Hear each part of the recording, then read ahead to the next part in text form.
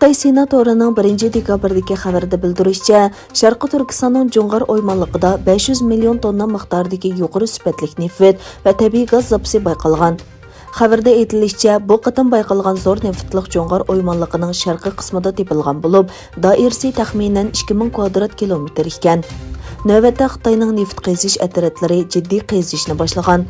Xitoy doiralari yana Jung'ar-o'ymonliqining umumiy nefit va tabiiy gaz zapasining 12 milliard tonnaga yaqinlashganligini, buning 3/1 qismining aniqlanganligini e'lon qildi. Kuzatuvchilar Sharqi Turkistonning yer osti va yer usti boyliqlarining Xitoy tajovuzchilari tomonidan izchil turda bulang-talang qilinayotganligini, har kuni million tonnalab boyliqning Xitoy o'lkalariga to'shilayotganligini, Sharqi Turkiston xalqining yanada qattiq nomrodlik va muhtojlik ichida yashayotganligini bildirishmoqda.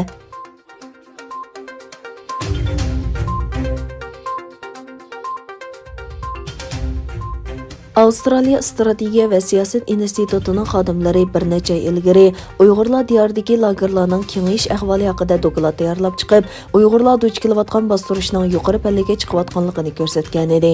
Bu jarayonda Xitoy hukumatı mazkur institutni Amerika hukumatining kontrolligidagi dushman kuchlar deb atagan edi. O'tgan hafta bo'lsa Xitoy hukumatı boshqarishidagi yer shari vaqt kezdi bir necha maktab va cho'nglar sanatoriyasining bo'shliqdan tortilgan suratlarini e'lon qilib, dushman kuchlar fuqarolar uchun selingan binolarni lager deb yolg'onchilik qildi dedi.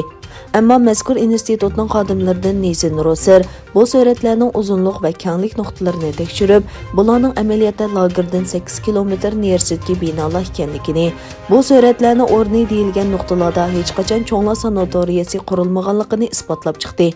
U bu haqda so'z qilib, bu qitim yer shari vaqt gezisining yana bir qitim aldamchilik qilganligini ko'rdik dedi.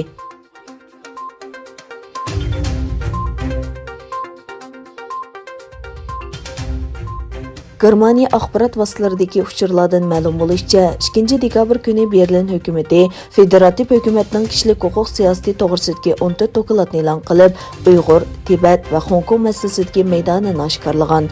Dunyoning har qaysi joylaridagi kishilik huquq vaziyatini o'z ichiga olgan 302 betlik bu doklatning Xitoyga oid qismida Xitoyning jazo lagerlari siyosatini qattiq tanqidlagan. Bu Germaniya hukumatining tunji qitim davlat nomidan Xitoyning osonliq millatlarni bostirish, lagerlarga qamab qiynashdek insoniyatsiz siyosatlarni rasmiy yo'sinda doklat e'lon qilib ayblishi bo'lib hisoblangan. Hozirga qadar Germaniya davlat rahbarlari, Tashqi ishlar ministrligi, Germaniya parlamenti kishilik huquq komiteti Xitoyning insoniyatga qarshi jinoyatlarini, bo'libmi Uyg'urlar ustidan yurgizayotgan millionlagan insoniy jazo lagerlarga qamab qiynash harakatlarini diplomatik qoida yo'sinlar doirasida ehtiyot bilan tanqidlab kelgan bo'lsa-mu, bu qitimqidek Germaniya hukumati nomidan rasmiy ayblab boqmagan. Xabarda ta'kidlanishicha, mazkur doklatda jazo lagerlari masalasidan boshqa Uyg'urlar uchrayotgan majburiy emgak va majburiy tug'ut cheklash masalasi alohida tilga ilingan. Xitoyning Uyg'urlarning diniy va madaniyatini xitoychilashtirishga majburlayotganligi, Uyg'urlarning Xitoy Kommunistik partiyasining madaniyat nazariyasi va ko'rsatmalariga uyg'unlashishga qistillayotganligi bir mazmun qilingan.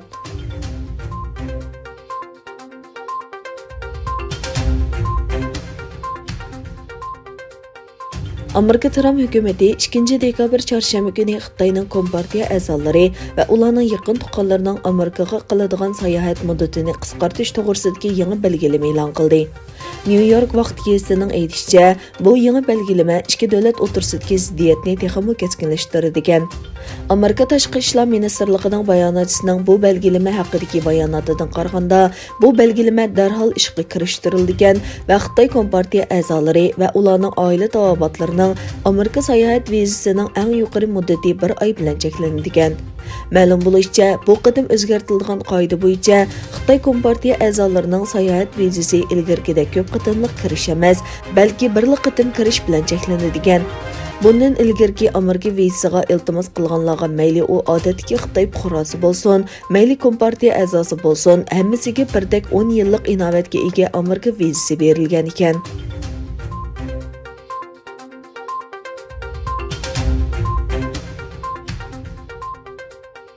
ئامېرىكائىستىخبارات ئىدارىسىنىڭ يۇقىرى دەرىجىلىك ئەمەلدارى دۆلەت ئاخبارات ئىدارىسىنىڭ باشلىقى كىلىپ مۇنداق دېدى. Xitay 2. Dünya urushidan buyonqi demokratiya va erkinlik uchun eng chong tahdid. Valkotchi geyisida maqal yazgan Raklif, Xitayning Amerikaning məxfiyetlikini o'g'irlash va bozordagi Amerika şirkatlarining o'rnini elish orqali taraqqiy qilganligini bayon qildi. Tramp hökuməti Xitay mahsulotlarga qo'shimcha boj qo'yish va bilim mulk huquqi o'g'irlagan deb ayblash orqali Beyjingga qarata qat'iy pozitsiya tutgan edi. Raklif yana Beyjingning Amerika bilan ixtilofga tayyorlik qilayotganligini va iqtisodiy, harbiy va texnika nuqtasidan dunyoni kontrol qilishni xohlaydiganligini o'tirg'a qo'ydi. Buningdan ilgari davlat ishlari kotibi Mike Pompeo va FBIning mudiri Kristofer Varaymo mushuningga o'xshash bayonotlarni bergan.